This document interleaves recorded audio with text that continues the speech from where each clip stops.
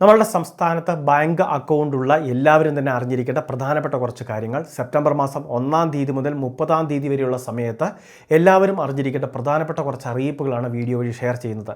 സ്വന്തമായിട്ട് ബാങ്ക് അക്കൗണ്ടുള്ള എല്ലാവരും ഈ അറിയിപ്പുകളൊന്ന് ശ്രദ്ധിക്കുക. അതോടൊപ്പം തന്നെ ഏതെങ്കിലുമൊക്കെ അറിയിപ്പുകൾ നമ്മൾ ഈ വീഡിയോയിൽ പറയുന്ന കുറച്ച് കാര്യങ്ങൾ നിങ്ങളെ കൂടി ബാധിക്കും എന്നുള്ളത് കൊണ്ട് തന്നെ എല്ലാവരും ഈ കാര്യങ്ങൾ കൃത്യമായിട്ട് ശ്രദ്ധിക്കുന്നതിന് വേണ്ടി നിങ്ങളുടെ സുഹൃത്തുക്കളിലേക്ക് ഷെയർ ചെയ്യുക കൂടി വേണ്ടതാണ്. അപ്പോൾ ഏറ്റവും ആദ്യത്തെ പ്രധാന അറിയിപ്പ്, നമ്മളുടെ ബാങ്ക് അക്കൗണ്ട് കൃത്യമായിട്ട് നമ്മൾ ട്രാൻസാക്ഷനൊക്കെ നടത്തി ഉപയോഗിച്ചുകൊണ്ടിരിക്കുകയാണ്.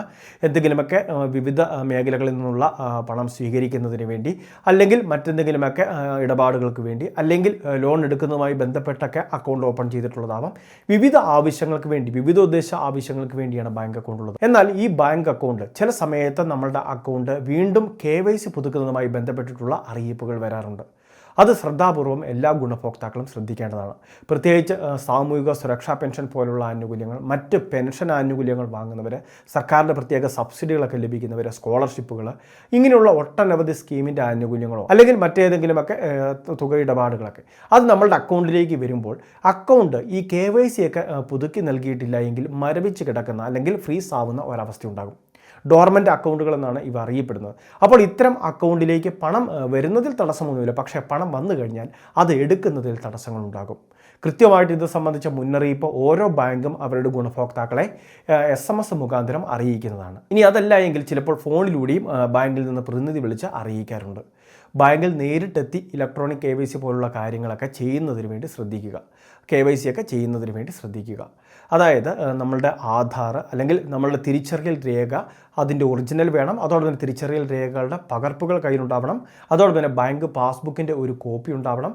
അതോടൊപ്പം തന്നെ ബാങ്ക് നൽകുന്ന ഒരു KYC ഫോം ഉണ്ടാകും. ആ KYC ഫോം കൂടി ഫിൽ ചെയ്താണ് നമ്മൾ നൽകേണ്ടത്.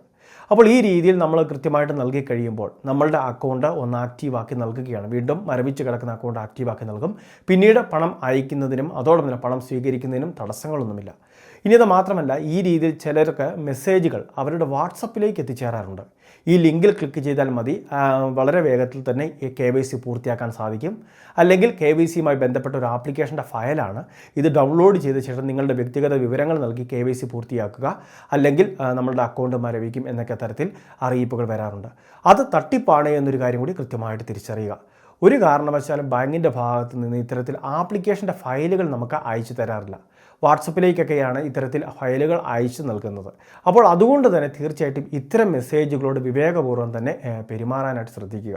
പ്രത്യേകിച്ച് യൂണിയൻ ബാങ്കിൻ്റെ ഭാഗത്തു നിന്ന് എന്ന രീതിയിലൊക്കെ വ്യാജേന ഒരുപാട് തട്ടിപ്പ് സംഘങ്ങളുടെ ഫയലുകൾ പ്രത്യക്ഷപ്പെടുന്നുണ്ട്. അത് നമ്മുടെ വാട്സപ്പിലേക്കാണ് വരുന്നത്. ഇങ്ങനെ ഈ ആപ്ലിക്കേഷൻ നമ്മൾ ഡൗൺലോഡ് ചെയ്യുന്ന സമയം തന്നെ നമ്മളുടെ വ്യക്തിഗത വിവരങ്ങളെല്ലാം തന്നെ ഈ തട്ടിപ്പുകാർ കൈക്കലാക്കുകയാണ്.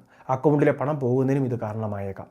അതുകൊണ്ട് തന്നെ തീർച്ചയായിട്ടും ഇത്തരത്തിൽ എന്തെങ്കിലുമൊക്കെ അറിയിപ്പുകൾ വന്നു കഴിഞ്ഞാൽ അതിൻ്റെ സംശയ നിവാരണത്തിന് വേണ്ടി നമ്മൾ ബാങ്കിൽ എത്തിച്ചേർന്ന് തന്നെ കാര്യങ്ങൾ അന്വേഷിക്കുക.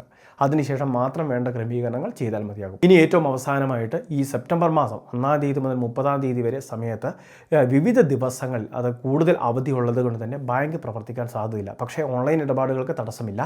എങ്കിൽ പോലും ബാങ്കിൽ എത്തിച്ചേരേണ്ട വിവിധ കാര്യങ്ങളുണ്ടെങ്കിൽ അതെല്ലാം തന്നെ കൃത്യമായിട്ട് കലണ്ടറിലൊന്ന് പരിശോധിക്കുക. അതിനുശേഷം നേരിട്ടെത്തി അതിനു മുൻപ് ഇതിന് വേണ്ട ക്രമീകരണങ്ങൾ നമ്മുടെ ഭാഗത്തുനിന്ന് ചെയ്യുന്നതിന് വേണ്ടി എല്ലാവരും ശ്രദ്ധിക്കേണ്ടതാണ്.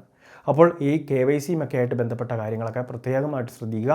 അതോടൊപ്പം തന്നെ മെസ്സേജുകൾ, ഓരോ മെസ്സേജ് വരുമ്പോഴും അത് വാട്സപ്പിലായിക്കോട്ടെ അല്ലെങ്കിൽ നമ്മളുടെ ഇൻബോക്സിലായിക്കോട്ടെ ജാഗ്രതാപൂർവ്വം മെസ്സേജുകളെ നിരീക്ഷിക്കുന്നതിന് വേണ്ടി ഗുണഭോക്താക്കൾ ശ്രദ്ധിക്കേണ്ടതാണ്.